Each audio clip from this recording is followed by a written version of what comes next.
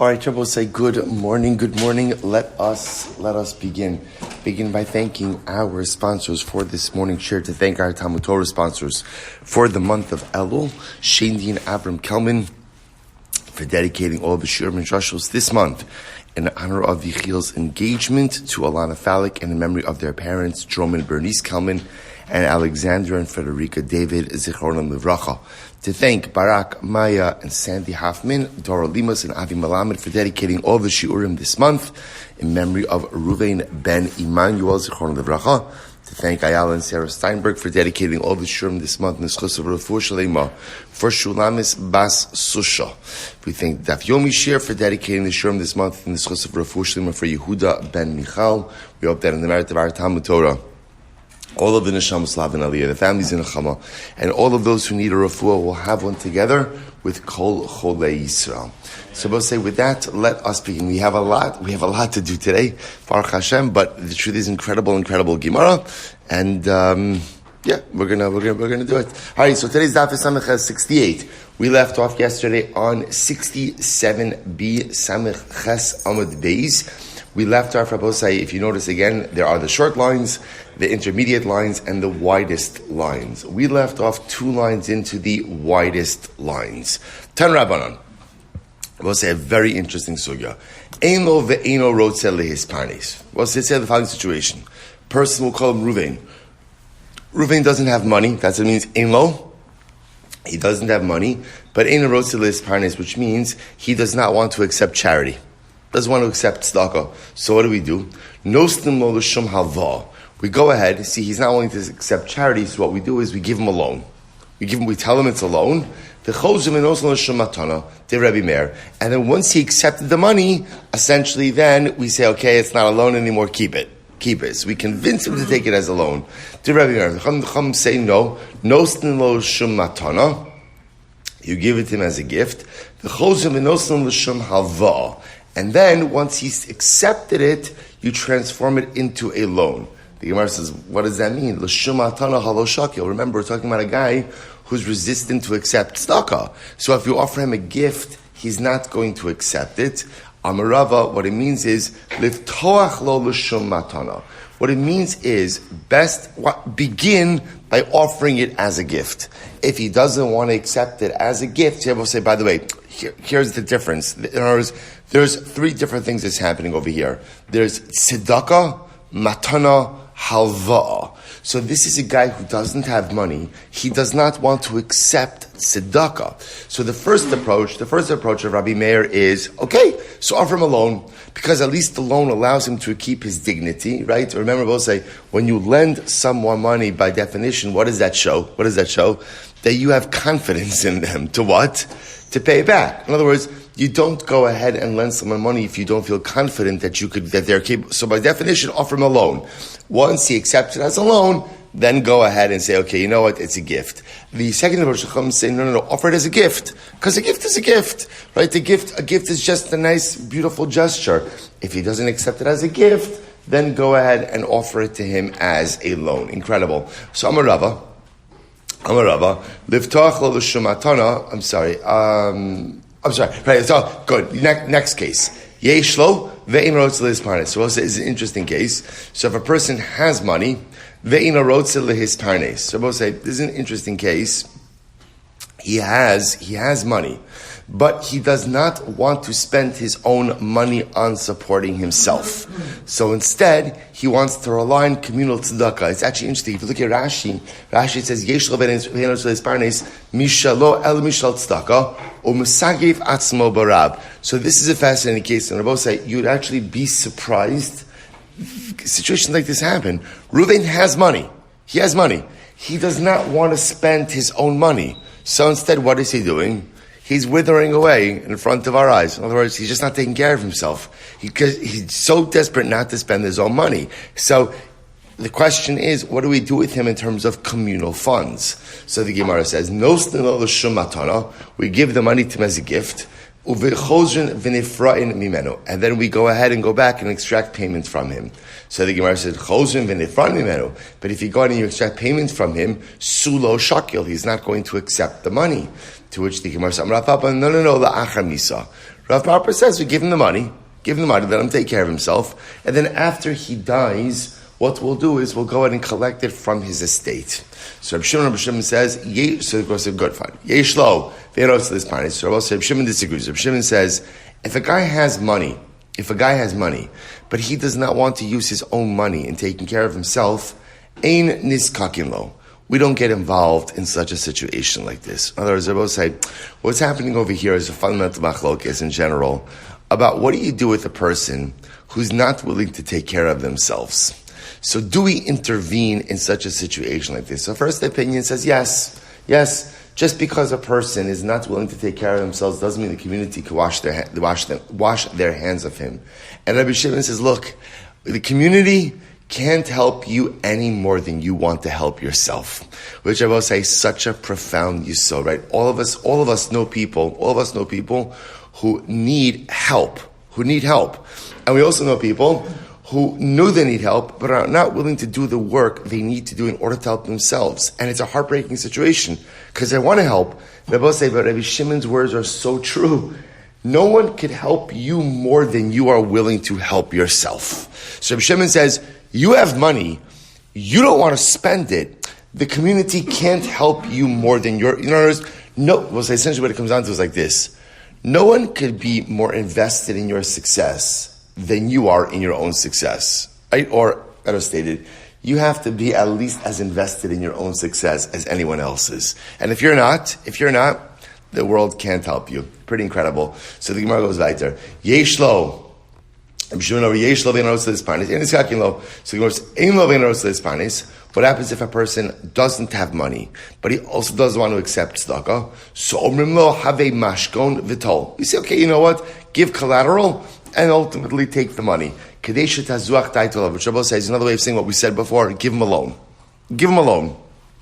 Good. So I'll just point out here. The Gemara says, "Tanabanon ha'aveit zeh she'ein lo ve'ein rotz l'ispanis." So remember again in yesterday's daf, we already pointed this out.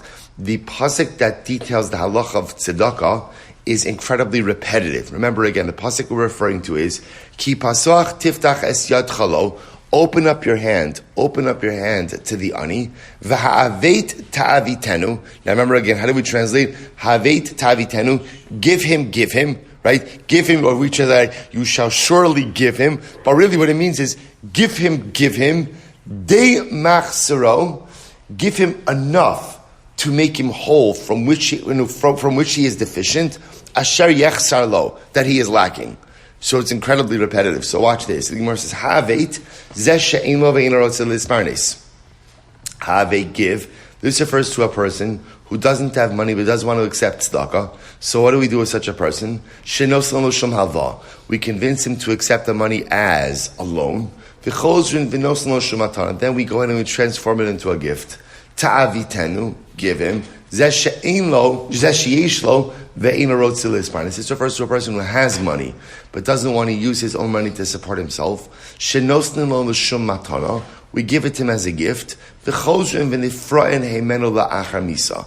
And we'll extract repayment for this gift after his death from his estate. Div Rabbi Yehuda. That's Rabbi Yehuda. The Chum say yesh lo ve'ein rotz l'isparnis ein niskakim. The Chum say no. If somebody has money and he does not want to take care of himself, we don't get involved with such an individual. Again, right, we can't be more invested in your own success than you are. Ve'ela ma'ani makayim ta'avitenu. So what do you do with the second ta'avitenu? Dibra Torah kilosham b'nei adam. Torah just speaks in the natural expression. Dora speaks in a certain words. It was common, or as we see this often, that biblical speak is repetition, right? Sometimes people say something twice in order to reinforce it. Okay, good. We'll say incredible Gemara. See, here's what we do know. What we do know, we'll say, is the Gemara is introducing us to the concept that sometimes, in order to go ahead and get a person to accept money that they need, you're allowed to change the truth a little bit. In other words, I want to give Reuven tzedakah. Reuven's not going to go and accept tzedakah. So what am I allowed to do? Tell him what? It's a loan. I can even accept collateral from him, knowing full well that what's my intention? As soon as that money reaches his hands, what am I going to do? I'm gifting it to him. Right, concept number 2 is if a person has but doesn't want to take care of himself, how much are we obligated to go ahead and help such an individual? Machlokes. One opinion says, okay, give it to him as a gift and just extract it from the estate after his death. Second opinion, don't do it. It's not going to work. Can't be more invested in someone else's success than the individual is himself. I will point out, by the way, that the Rambam highlights in Hilchos Tzedakah, that the highest form of helping someone is giving them a job, right? In other words, the highest form of tzedakah is not a handout in any way. The highest form of tzedakah is help a person become self-sufficient. Rabbi says, goes back to yesterday's daf, where we saw the concept that part of the idea of tzedakah is a restoration of a sense of self, right? When a person doesn't have what they need to take care of themselves, it erodes their sense of self. The mitzvah of tzedakah is help restore. So the Rambam says, okay, what better way to restore a sense of self than giving a job? Right? Only after, if you can't give a job, then these other levels kick in. Halva, a loan, because a loan also helps restore a sense of self. You believe in a person that they have the ability to repay, and so on and so on. The Gemara tells a story, incredible story. Mar Ukva, Hava Anya B'Shvivusa, Davaragal Kol Yom D'Shadi Le Arba Zuzei B'Tzinor D'Dasha. Beautiful story. Mar Ukva had an ani in his neighborhood, and every day he used to give this ani 4 zuz. And it was interesting. He would deposit it, Rabbosai, literally, Tzinor D'Dasha means the pivot of the doorway. See, there was like a little crevice in the doorway. He would drop money. Anonymously in the pivot of the doorway. Yom Echad Amar Ezel Ihi Man Ka'avid. So one day the ani said, listen, I want to see who my anonymous benefactor is over here. Right? I want to see who is leaving me this money every day. Listen to this. Hahu Yoma Naga Lemar Ukva Lebe Midrasha. So we'll say that day, Mar Ukva. So now here's this, right? So the ani now he's gonna hide and wait to see who is depositing the money. So what happened? We'll say, so that day, Mar Ukva got the lead in the base medrash. Asya devisu bahadei. So we'll say, so his wife came to pick him up from the base medrash. It's quite beautiful. Wife comes to pick him up, and they together go to drop off the money at the house of this ani. Kevan dechazua de kamasli leiladasha. Nafik basrayim. So Mar Ukva drops the money in the door pivot, right in the doorway, and the ani comes running after. Right, the ani sees somebody just dropped money. The ani comes running out. Mar Ukva and his wife run. They run. They do not want to be discovered by the ani. Rahut mikame. They run away from the ani. Ayvi lahu atuna dahavagrufa nura. So it's like, listen to this story. They were so desperate to conceal their identity from the ani. Because I will say, again, they wanted their act of tzedakah to be anonymous. Giving tzedakah anonymously, I will say, is one of the highest forms of tzedakah. I will point out, there is an exception to this rule of anonymous tzedakah, when, if people know that you gave, they'll be inspired to give. This way, I will say, in many situations, building funds, for example, right?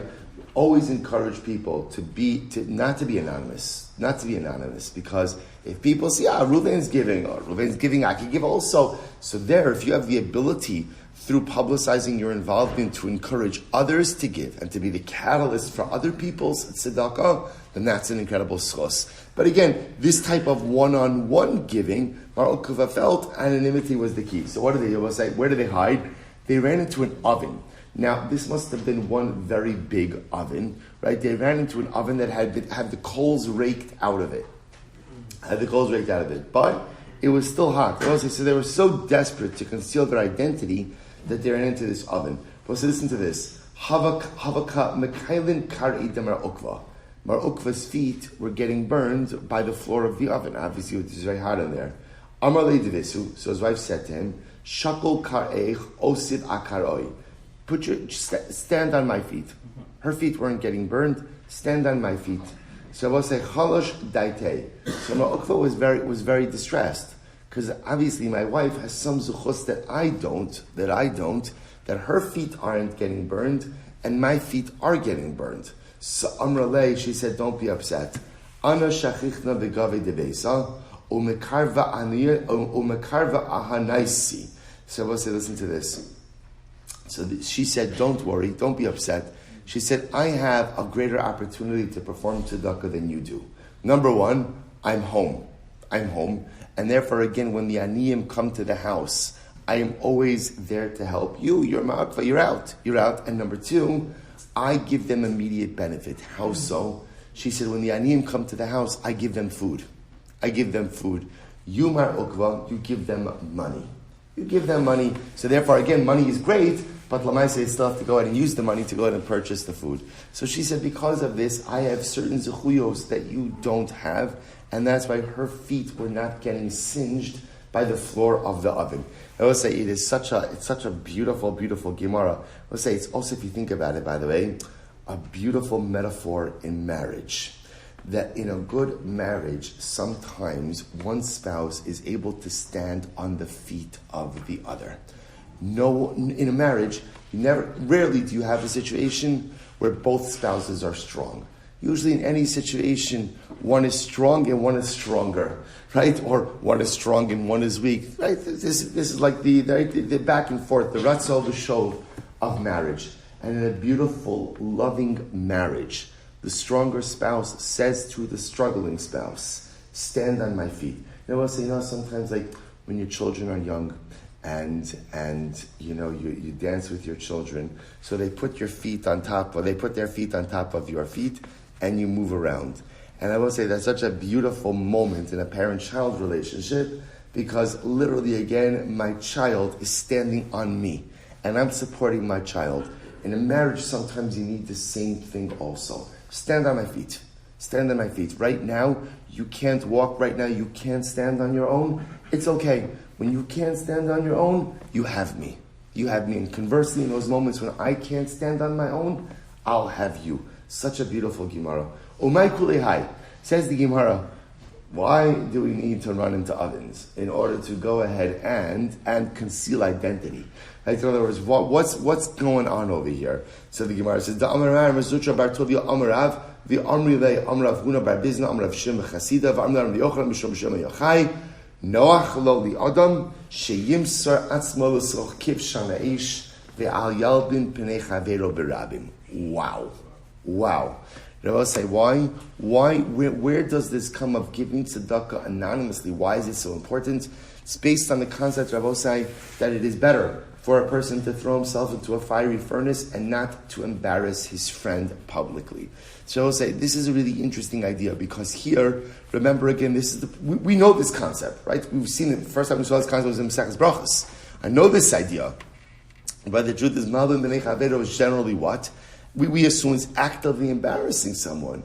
Here, what the Gemara is introducing us to is the concept of embarrassing someone in the performance of a mitzvah, right? Mar Ukva is giving tzedakah, but you see that even in the performance of a mitzvah, one has to be vigilant that the act of the mitzvah in no way compromises the dignity of the other.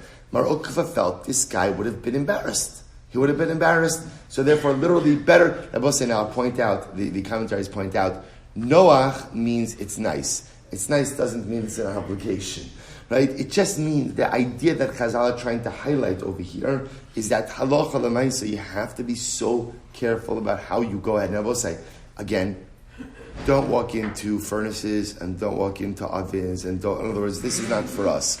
What's for us is to be sensitive about the feelings of another person. But Ukva is taking this now to a new level that even the performance of a mitzvah. Where do we know this from? Mitamar d'chsev he mutzeis.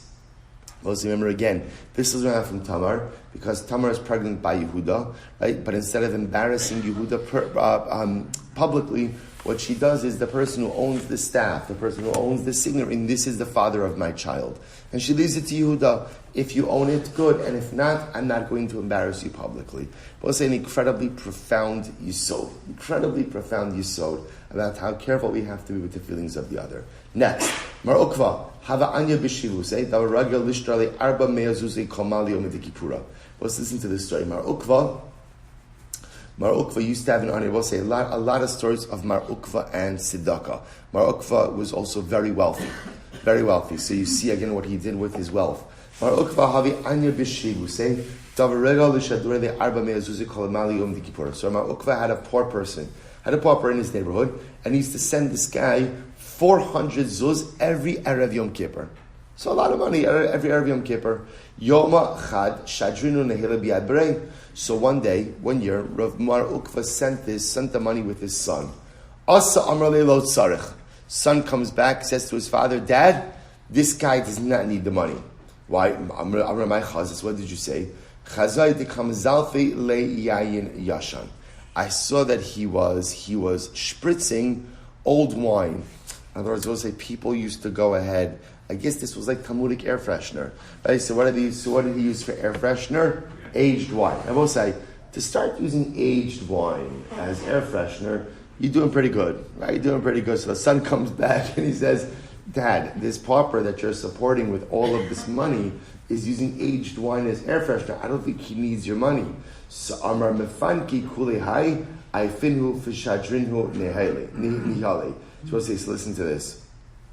So Mar Ukva said, obviously, if this guy is going ahead and using aromatic wine, right, so obviously he needs even more money. Mar Ukva doubled the amount and sent it with his son. They're both saying the idea over here was, remember, this goes back to yesterday's daf, that part of the mitzvah of tzedakah is when someone was once very wealthy and now lost that wealth, part of the mitzvah of tzedakah is the restoration of self. So Mar Ukva felt this is what they were used to. This was the standard of living that they were used to. And ultimately, again, I feel now perhaps I should give them a little bit more money so that, again, help with that restoration of self. So they both say, again, as I mentioned in yesterday's daf, one should not necessarily glean from that Hilchos Tzedakah Halacha Lemaisa. Because Hilchos Tzedakah Halacha Lemaisa are a little bit more complicated, especially given the fact that often we are faced with many competing needs. In any event, the point over here is that Mar Ukva was sensitive that part of the mitzvah of tzedakah was that restoration of self. Listen to how the story ends. Mar Ukva's story ends. Ki necha nafshe. When Mar Ukva was dying, Amar Aisulei Chushbana de tzedakah. Bring my tzedakah ledgers. Ashkach Daviksivbe Shivas Alfe Dinari Sianki. Both it turned out that Mar Ukva had given 700 Sianki dinarim. Let's say over his lifetime he had distributed an exorbitant amount of tzedakah. So let's say, listen to this beautiful statement. He said, Amar, Zavdoi Kalili Va'archa Rechikta. My load is light, or my provisions are light. Look at Rashi. Zavdoi Kalili Tzeda Kala Hachinosi Lederach Rechoka Sha'ani Yotze La. I say, I haven't packed enough. Essentially, I have very light provisions for a very long journey. Meant Mar Ukva said, as much tzedakah as I've given, I have not given enough. The tzedakah, I will say, again, the tzedakah that he was going to give, that tzedakah, those are his provisions for the journey, right? In the Olam HaEmes, no one cares how much money you made. In the Olam HaEmes, the only thing they care about is how much money did you give. So he said, I'm preparing my provisions for the Olam HaEmes, and my provisions are very light. So we'll say, what did he do? We'll say 5 lines up from the bottom. Samech Zayin B'Day 67b. Kam biz b'zei lepalgei mamone. He went ahead, and at that moment, we'll say, from his deathbed, he gave away half of his wealth. Half of his wealth. The Gemara says, 1 second. Heichi avid hachi. How did he do this? We learned the halacha. V'ha'amar b'iloi b'ushe skim ha'mavazez ayavazez yosem michomesh. In Ushe Institute, I will say that what? You can't give away more than 1/5 of your wealth, more than 1/20 of your, more than 20% of your estate. Suppose you listen to this. Hani mili michayim sherei menechasav aval la'achar misa les lanba. I will say the takana of Usha that you cannot give away more than 1/5 of your estate is when you're alive. Because what was the logic? The logic is we don't want you giving to the point of self-impoverishment. When a person is about to die, they could give away whatever they want. So that's what. So Mar Ukva on his deathbed, gave away even more tzedakah. But I will say that metaphor that Mar Ukva said is the journey is long and my provisions are light. Right? So I will say the journey to the Olam HaEmes. What are your provisions? Your provisions are your mitzvahs. So do I have enough provisions to sustain me for the journey ahead. What a profound Gemara. Let's go weiter. Rabbi Avo havos sayer zuzi besudrei v'shadile lachore umantzei nafshi lebe aniyeh. So we'll say Rabbi Abba did something very interesting. He used to have money. Like in a little pack or like in a little bag, and he would sling it over the back of his shoulder. The aniyim would know that that's where he kept the money, and they would come and take tzedakah as needed. He did it like this. Why? So that he would not know the identity. They knew that he was there. They could come and they could take the money if they needed it, but he didn't have to know their identity. However, umatzli einei meramoy, but he would go ahead and cast a glance here and there to be able to detect if anyone who didn't really need the money was coming to try to take it. So that is most of the Gemara is introducing us to the concept that unfortunately there are unscrupulous individuals who come to go ahead and try to exploit the generosity of Klal Yisrael. So on one hand he would maintain anonymity by not going in and looking at who was taking, but he would cast a furtive glance here and there to scare off any Ramon. Incredible. Rabbi Chanina havahu anya davei ragil shadur le arba zuzi kol male shabsa. Rabbi Chanina had an ani who used to send 4 zuzim every Erev Shabbos. So the Gemara says, Yom achad shadrina helev yad devisu. One day he sent the money with his wife. Asay Amrla, she came back and she said to him, Lo tzarech, that guy who you send money to every Erev Shabbos, he doesn't need the money. She says, why? She says to his wife, what did you see? My chazis, Shamid dahavika amrile b'ma'at soed. She said, I walked into the house and I heard the servants saying to this guy, what type of tablecloth would you like to use tonight? Top of samachas, b'talei kesef u b'talei zav. Literally, again, you want the silver cloths or the gold cloths? So we'll say, so Rashi points out to her, it's not literally silver or gold, but rather, again, it's a question of linen or excuse me. Thank you. Wool or linen. The point of Rabbi say is she saw a dramatic display of wealth in this guy's house. So she said, I think he's playing you a little bit. You think he needs money. I don't think he needs money. So let's listen to this. Amar. So Rabbi Chanina said, Amar, top of Samachas 68a, first line.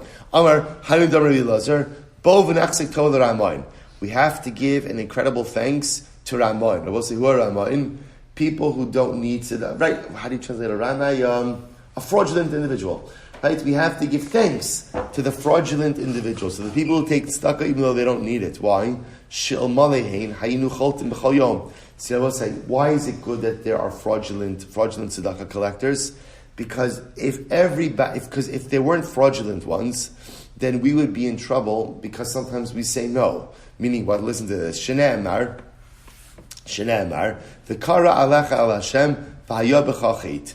They will say the pasuk over is talking about if someone needs tzedakah and you don't give them tzedakah, they will call out against you to Hashem v'haya b'cha chet, and you will be considered a sinner.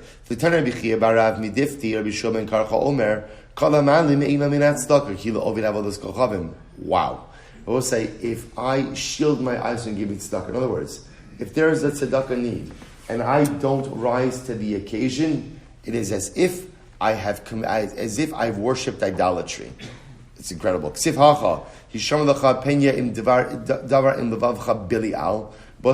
over here, be careful, lest there be something bili'al with your heart. Uksiv hasam yatsu anashim b'nei bili'al. I will say the word bili'al is a contraction of bili'ol, without the yoke of heaven. So we'll say the Torah uses the same notion of bili'al by avodah zarah and by one who does not give tzedakah. So I will say this is actually pretty incredible. So the Gemara says over here, failure to give tzedakah to someone in need is as egregious and as serious as worshipping idolatry. Were it not for the fact that there are frauds, there are people who are fraudulent, so that gives me pause before I give. So let's say again, Reuven comes to me and asks for tzedakah, I don't give. So we'll say again, not giving tzedakah is a terrible aveira. What's the saving grace? The saving grace is, I could claim that I thought Reuven was a fraud. He's a fraud, right? And therefore again, we'll say, isn't it interesting how you have to have hakar satov to everyone, right? Even the people who are fraudulent, right? Because even the fraudulent tzedakah collectors, they save us. Because if everyone was genuine, and I didn't give every single time, I'd really be in a lot of trouble. Baruch Hashem, Baruch Hashem. There are some unscrupulous individuals who collect tzedakah inappropriately. They save me from chait. You know what you see from here? Everyone in this world has a purpose, right? And everyone has a tachlis. Even the ovrei avera, right? Even the unscrupulous or fraudulent individuals, they do an incredible service to Klal Yisrael as well. So incredible. Tan Rabbanon, Hamasamius Eino. So we'll say a person who blinds his eye. These are examples of people who try to portray themselves as having a need, but they don't really have a need. So someone who pretends he's blind. Or Hamat says bitno. Or someone who pretends that his stomach is bloated because of hunger.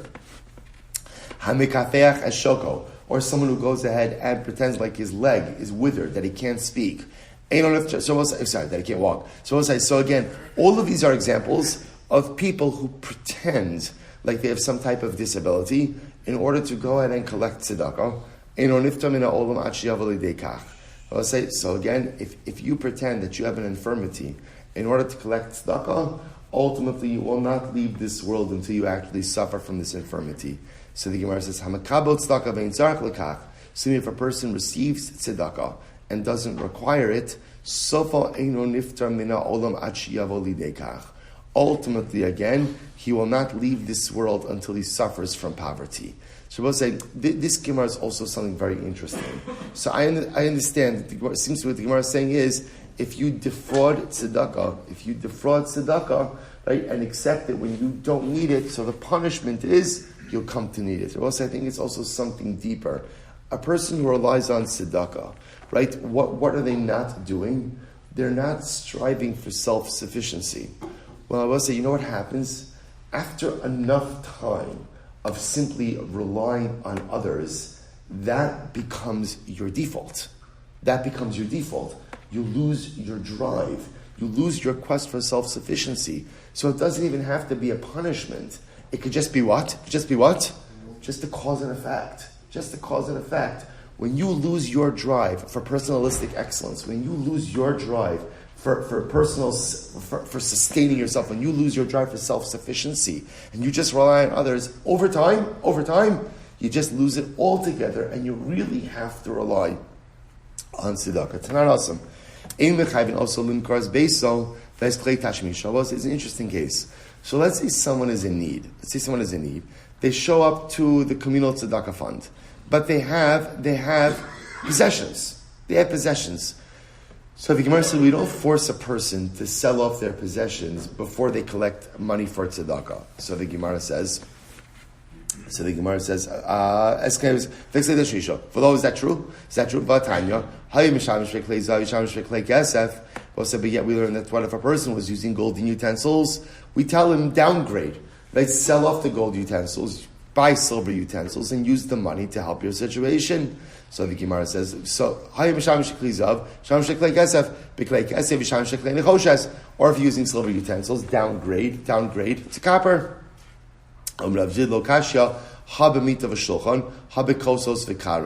Shabbos say that's talking about, when do we say that you have to sell off? That's talking about your bed and your table. When do we say you don't have to sell off? That's with cups and plates. Cups and plates we don't make you sell. Let's say a person is very particular about what they eat off of and drink from. So with your utensils, we don't make you sell that in order to provide necessary funds. A mita v'shulchan will make you sell it. Really? Mita v'shulchan nami arlo mikabli loy. Let's say that's not true. A person's bed, people are pretty particular about. A shulchan people are pretty particular about. Amrav Breidirava b'macharish dekas. But you're right. What are we talking about over here? Let's say Rabbi has a silver plow. So let's say if you have a plow made of silver. Okay, the truth is, what's the goal of a plow? To plow. No one needs a plow of silver. And I said, go ahead, sell that off, buy yourself a regular iron plow, and now use the proceeds of that to go ahead and help support yourself. But perhaps your other utensils, what we'll call of daily living, we don't make you sell that off. Papa Lokasha kan kodim shebali de gibui, kam la'achar shebali de gibui. So we'll say Papa has an alternate resolution. Papa's resolution, he explains like this. That Allah, if you look at Rashi, kan kodim sheyabali de gibui, Rashi says, hadisnan in mechayvin meikara kai kishabalita leket, lo hayu masayim zuz, im haya mocher klei tashmisho, haya masei, L'masayim zuz, in mechayvin also limkar. V'had disnan mechayvin la'achar sheba lidei gibui la'achar shevi atzmo lidei kach shebezin govan Emanuel ki go shelam masayim zuz. We'll say, so listen to this, it's outside. So first of all, I neglected to read one Rashi. We'll say, the halacha is as follows. In order to be able to collect leket shechachan peyah, the only way you're permitted to do that is if you have less than 200 zuz to your name. Here's the interesting question. Let's say your bank account says 150 zuz, but you have possessions.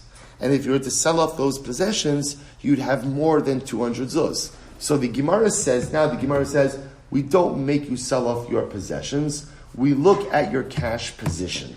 The exception is, macharish shel kesef, if you have some very grand items, like a silver plow, that we're going to tell you, sell that off. Sell that off, so that you're not really cash poor, and therefore you're not entitled to like a shechacha and payah. So the Gemara Rav Papa gives another example. Rav Papa says that Allah Chalamai is the same idea. A person shows up in front of Beis and says, I want to collect like a shechacha and payah. We look at his cash account. If he doesn't have 200 zuz, we'll let him collect. Even if he has other possessions, we don't make him sell it off. However, if it turns out that he illegally collected like a shechacha and payah, Beis Din now wants to collect that again from his possession. Let's say he doesn't have money to pay it back. In that case, we'll tell him to sell off his possessions in order to go ahead and pay back the debt to the community. Good. Mishnah. What's the interesting case? You have an orphan girl whose mother or brother married her off with her consent. The kasvula b'mea o b'chamishim zuz. So now what happens? So mother or brother marry off the daughter with her consent. They wrote her, we're going back now to the cases of the dunya, they wrote her a relatively small, a modest dowry. So we'll say, what's talacha? So the Gemara says, now, I'll point out over here, not only is she getting married willingly, but she accepts the dowry that they gave her willingly. So what happens? So the Gemara says,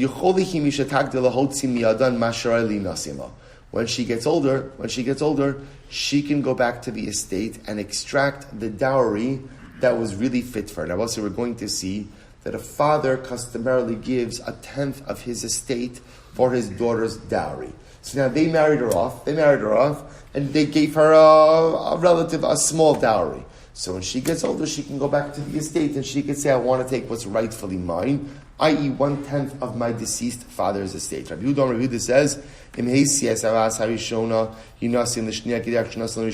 again, Rabbi Yehuda says, if a father married off his oldest daughter, right? So let's say again, Reuven has 2 daughters, Rachel and Leah. He married off Rachel. He gave her 1/10 of the estate. Now he marries off Leah, but now he passes away. Now they're marrying off Leah. So what dowry do we give Leah? Rabbi Yehuda says we look at what he gave Rachel. Whatever he gave Rachel is what we give Leah. The Chum say that's not a good model. Why? Chum say you can't do that because sometimes a person's financial state changes in between the marriages of his children. In other words, maybe he was wealthy when he married off his first daughter, and now he's poor. Or maybe he was poor when he married off his first daughter, and he's wealthy now. Ella shamanes hanachasav v'nosara. The Chum say essentially we do a valuation of the estate. And we decide the dowry that way. Good. So we'll say let's analyze. So Amar Shmuel, Gemara says as follows. Shmuel says leparnasa shaman bav. So we'll say this is fascinating. Parnasa over here refers to nedunya, refers to dowry. So we'll say comes along Shmuel and Shmuel says like this. If let's say we'll say so this is a case where the father has died, right? His father has died. Daughter, right? Reuven died. His daughter Rachel is getting married. We want to give her a dowry from the estate. How much do you give her? So Shmuel says something very simple. So take a look at Rashi. Leparnasa shaman ba'av habas yisoma shebasa linase nosna ledunya kafi omeid shana bekim ba'avia vachana comes in. So Shmuel says something amazing. Essentially, we look at the giving patterns of the father. Was the father a generous guy or a miser? And again, we essentially allocate a portion of the estate for the dowry in accordance with the giving the giving patterns of the father. So Shmuel Parnas Shom Ba'ab Meisvei, is that true? Habanos Nizonos Parnasos Minichsei Avihen. Daughters are Nizonos, fed, and Misparnasos, ultimately again supported from the estate of their father. Ketzad. Ein Omrim Ilu Avia Kaim Kach Vekach Hayano Sinla. We don't say if the father was alive, he would have given her so and so. Ella Shabbat Sanachas Venosinla. Rather, what do? We evaluate the estate and we give her a portion. My love, Parnasa Sabarabos. It doesn't Parnasa in this case mean on a dunya. And you see from here that we don't look at the giving patterns of the father, rather we just allocate a portion of the estate for the dowry of the daughter. Aram Nachman Yitzchak, no, Parnasa Sasman, no, Parnasa means her actual day-to-day support. I honey zonos umisparnosos katani, but it says nizonos and nisparnosos. Nizonos Rabosa means what? Nizonos means her day-to-day support. Misparnosos, I think, means her nedunya, her dowry. So the Gemara says, "My love achas parnosas baba achas parnosas atzma." Lo, idi ve'idi beparnosas atzma. Both are referring to her daily support. V'lo kasha ha ba'achila b'shtia ha belavusha v'kisuya. One is referring ultimately again to her eating and drinking, and one is referring to her clothing. Two separate allocations. So Tzravo says. So therefore, again, I just want to point out what we're going to run up against over here. We're trying to figure out a statement to Shmuel. So Shmuel is saying something amazing. Shmuel says, Reuven died, his daughter Rachel is now going to get married. The estate has an obligation to provide Rachel with a dowry. What's the question? How do we know how much? So what does Shmuel say? Look at the giving patterns of the father. If the father is a generous guy, give her a generous dowry. The father is a miser, give her a smaller dowry. So here we go. Second wide line. Tonight the Chum say, Pamish Adam ani ve'ashir o asher ve'ani el shaman hanachasiv inosnila. So we'll say now this is the Mishnah. The Chachamim said sometimes. Remember again, about the first opinion, the Mishnah Yehuda said that Reuven married off his daughter Rachel, and now he died, and now Leah is getting married. So what do we do? The Chum say, look at what he gave Rachel, and give the same thing to Leah. The Chum came along and said, you can't do that, because sometimes people's financial situations change in between the marriage of children. So the Gemara says, my ani umay ashir. What does it mean, ani and ashir? Inema ani b'nechasim, ashir b'nechasim. If it literally means ani, he's poor, possession-wise poor, rich, possession. So Michal Tanakama Sava Afilu Ashir ve'ani k'dimei kari avinala. So what the Tanakama says, that we give the second daughter a dowry independent of Reuven's current financial situation, that doesn't make sense. So the Gemara says, Halesle, elalav ani bidas, ashir bidas. Rather, I will say what it must mean is like this. Ani must mean someone who is ani bidas. I'll say, what does it mean, ani bidas? Ani bidas means I'm an ani in my mindset. In other words, in the way that I give, I'm miserly. Or in the way that I give, I'm wealthy. The Gemara said, "V'katani shaman eshanechasim v'nosnula." And yet we say, despite that, the Chachamim say we don't look at his giving patterns. Rather, what do we look at? The estate. Alma lo azlinan basar umdina v'tiyov to the shmol. Rather, we'll say, what do you see? We do not go after the umdina. We'll say in this context, umdina means we assess the giving patterns of the father. So you see from here that we do not assess the giving patterns of the father. Rather, we look at how much money the estate has. Tiyuf to the Shmuel, Rabbi say this effectively refutes the position of Shmuel. So Rabbi say we're not fully refuted, as we're going to see in just a moment. But Lamaisa, what we have are these two different models for assessing the value of the dowry. The Shmuel model, where we go ahead and we look at the giving patterns of the father himself. And the Chachamim model is we look at how much money the estate itself has. Let's go back there. To which the Gemara says, Hu damar Rabbi Yehuda. Shmuel himself holds like Rabbi Yehuda. This now here we go. Rabbi Yehuda Omer, Im hesi basa rishona, yinasim l'shniya kider shnasan rishona. What does Rabbi Yehuda in the Mishnah? Rabbi Yehuda says, when we're trying to figure out how much of a dowry the estate should give daughter number 2, let's look at how much money father gave daughter number 1. Let's just assess his giving patterns. To which the Gemara says, why don't you just make this whole thing easier and just say, B'nei Malach Rabbi Yehuda. Just say, Malach was Rabbi Yehuda. Yamar Malach Rabbi Yehuda, Hava Mina, Dafka Hisia, Tegale Daite. If the Gemara would have said, Malach Rabbi Yehuda, I would have said that only works when? In a case where the father has actually married off a daughter. Because in that case, he's revealed his actual giving pattern. Avalo Yisialo. But in a case where he didn't marry off a daughter, perhaps, we would not go ahead and assess his giving patterns. Kamash Bolan, time Rabbi Yehuda Dazlina Basar Umdina, lo shna hisia, v'lo shna lo hisia. Therefore, Rabbi say what you see from here is that really it actually makes, if you go basar umdina, if you go after giving patterns, it doesn't make a difference whether the father ever married off a daughter or not. Because Rabbi say it's obviously it's helpful if the father married off a daughter, because then we can see what he actually gave as a dowry. But even if he didn't marry off a daughter, what we do is umdina means look at the way he spends his money or he gives away his money. Is he a generous guy or a miserly guy? Lo diacha kocha drabanon ta'af agav diisia v'galei daita lo azlina basrom nirabo. Say the only reason it brought up the case of where he married off a daughter was to teach you the position of the chachamim. The chachamim say even though Reuven married off a daughter, and we see that he gave a generous or a miserly dowry, we do not look at that in assessing the dowry to give daughter number 2 from the estate now that Reuven has died. We do not use past historical giving patterns as a way of assessing the value of a dowry from the estate. Rather, what do? We look at how much money the estate has. So, I will say fundamental machlokes. Amalei Rav Chisda, Darshin and Mishmech halacha Rabbi Yehuda. So, Rav said to Rav Chisda, they say over in your name that the halacha follows Rabbi Yehuda. But I will say again, remember, Rabbi Yehuda and Shmuel say the same thing. We go basar umdina. When trying to figure out how much the estate should give the daughter for a dowry, we look at the past giving trends of the father. So there's Rava said to Rav Chisda, they say in your name that Allah follows Rabbi Yehuda. Amrlei. So Rava said, Yehi Rava, Kol kiani mili ma'al yosa tidrushu mishmeh. Halavai. They should always say such over such beautiful things in my name. Beautiful. Umi Amar Rava, did Rava really say Vatanya? Rabbi Omer Basan is one of Mina Achin. No, tell us Easter in the Chasim. If a daughter is being supported by the brothers, which Rabbi say means that father died, daughter gets mizonos from the estate, brothers inherit the estate. The daughter is entitled to 1/10 of the estate for a dowry.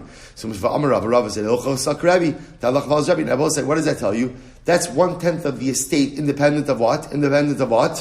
The father's giving patterns. You see from here, we don't look at what the father gave, what the father didn't give. She's entitled to 1/10 of the estate.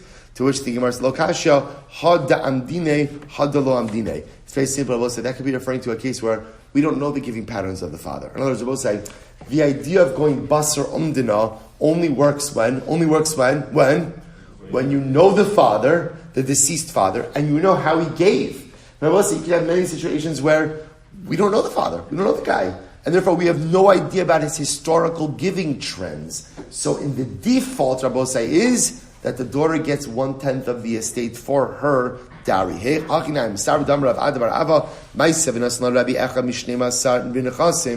a story one time Rabbi gave a girl 1/12 of the estate for her nedunya, kashna adadi. So is it 1/10 or 1/12? I will say again, it's not a contradiction. Rabbi will agree that when we know the father, we go ahead and we allocate the nedunya based on his historical giving trends. Like Rabbi Yehuda, like Shmuel, basar umdina. If you don't know the giving patterns of the father, then what do? The default is 1/10 of the estate. Gufa Omer Rabbi Basan is on Mina Achin. No, tell us if you have a daughter. Rabbi says the father died, sons inherited the estate. Daughter is supported by the estate and gets 1/10 of the estate for her dowry. Amrul Rabbi, listen to this. According to your logic, Mish Yeshlo Eser Banos Ubain. We'll say if Reuven has 10 daughters and 1 son, and now he died, so what's going to be the halacha? Elo lebein b'makom baros klum. Then I will say if there are 10 daughters, each daughter gets 1/10 of the estate, and that means there's nothing left for the son. Amrlan, no. Kachane, what's what I mean to say? Rishona notela es Isra nechasim, Shnir b'masha shayra, Shlishis b'masha shayra, v'chozeres v'cholkos b'shava. No. What happens? I will say they don't each get 1/10 of the estate. Rather, what happens over here? Daughter number 1 takes 1/10. Daughter number 2 takes 1/10 of what's left. Daughter number 3 takes 1/10 of what's left. And they take successive tenths. Then what do? Something very interesting. He suggests then what happens? Then they pool their tenths, and then they divide that up equally 10 ways. So the Gemara says, so the Gemara says, I don't understand. Why are they pooling their interests and then dividing it back up equally? Everyone took what they were entitled to. How come what it means to say? Well, this is fascinating. In both kulam lihinase ka'achas cholkos b'shava. The boss says it's a great case. So if Reuven dies and Reuven leaves 10 daughters and 1 son, So we'll say, so what happens? The son inherits the estate. What do the daughters do? What do the daughters do for their nedunya? Each one takes a tenth. But again, I will say, they don't take a tenth simultaneously. Rather, again, daughter number one takes a tenth, and then they each take a tenth from what is left over in the estate. What happens if halacha l'maisa again? If halacha l'maisa, they're all getting married at the same time, Baruch Hashem. So I'll say, so in that case, they'll still take each one a successive tenth. In that case, because they're all getting married at the same time, then they'll pool their interest and then divide by 10, so each one gets an equal portion. But I will say, that's in a unique case where all 10 daughters are mamish getting married at the same exact time. But if that's not the case, each daughter takes a tenth of whatever is left over from the estate. So the Gemara says, Hachi Kamar, good. So the Gemara says, Misele l'Rav Masna, the Rav Masna, in Bo L'Inasei, Kulam Notlos Isser Echad. Right? If they come to get married, all of them take a tenth. So the Gemara says, Isser Echad, they take 1/10. Ella, Notlos Isser Ke'echad. Rather, what it means is they all take their tenth like one. In other words, what it means, they all take a tenth. And again, the way it works, halacha l'may says each of them take a successive tenth. But again, if they're all getting married at the same time, there is this unique halacha that they pool their interest and divide it equally 10 different ways. Beautiful. Tanrabanan. Habanos being bagru achlo nisu. So we'll say girls, if a girl becomes a bogeres but hasn't yet gotten married, ubein nisu achlo bagru, or they got married before bagrus, ibdu mizonos sehen, they've lost their mizonos. Ibdu parnasasan, but they have not lost their ability to collect a dowry from the estate. Divrei Rabbi.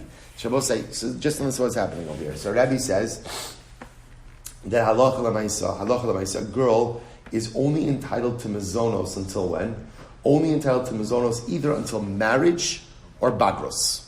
Marriage or bagros. However, again, according to Rabbi, a girl never loses her ability to go ahead and collect her dowry. Reb Shimon Elazar says, Av ibdu parnasasan. No. Once a girl either reaches bagros or ultimately gets married, what does it mean gets married? Gets married and accepts a lower amount for her nedunya, for her dowry, ultimately ibdu parnasasan. She's lost any further claim to enhance dowry as well. So we'll say, it's a fundamental machlokes. So Keitzad Ninosos. So we'll say, so what should a girl do? Sochros lahen bailin, umotzin lahen parnasasan. So we'll say what it literally means is, what should a girl do? She should hire a husband in order to get her dowry. In other words, we'll say, sometimes you have to create a financial incentive for marriage. So in other words, so Lamaisa, again, the girl could say to a potential suitor, listen, marry me now, because I will receive a larger dowry if you do. Okay, so we'll say, this is a fundamental machlokes. Rabbi Rishon and Elazar. Aram Nachman, Amar Lihuna, Hilchasak Rabbi, the halacha follows Rabbi. So we'll say again, what does Rabbi say? Rabbi says that a girl loses mizonos, either at the age of bagrus or at marriage. When does she lose her ability to collect a nedunya from the estate? The answer is, she doesn't.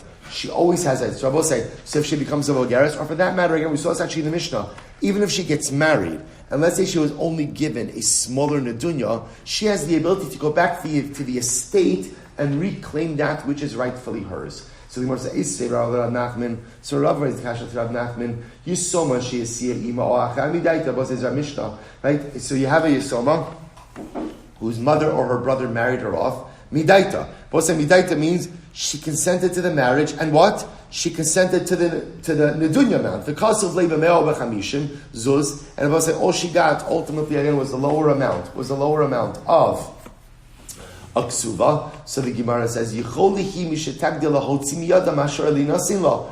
Ultimately, again, she can go back and take from the estate that which she is truly entitled to. Taima diktana. Now, here's what's interesting. The reason this works, why, is because she got married as a ketana. Hagidola vitra lo. Hagidola vitra lo. Well, so what do you see from here? It sounds like that Allah Chalamais, if she was a gedola, in other words, either a nara or a bogeres, and got married and accepted this lower amount for her nedunya, then what?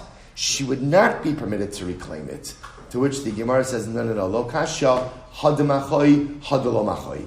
I will say one is the case ultimately again where she objected, and one was the case where she didn't object. Look at Rashi. Hadamachoi, Rashi says, Hada Amar Rebbe, lo ibdu, va'amar Avhuna hilchasak havase, b'shemicha amose isunachase. So I will say even Rebbe holds that in order for her to go back and collect Nadunya from the estate, she has to object. Or she has to say, fine, I'm getting married with this Nadunya, but this is not what I'm really entitled to. I'm really entitled to more. As long as she lodges a formal complaint, halacha l'maisa, she has the ability to go back and collect it later on. But if she never lodges a formal complaint, then what?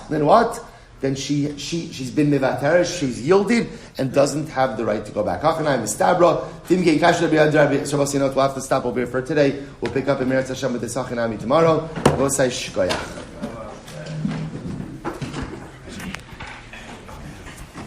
Shiva house during Elul. Is it over, bro?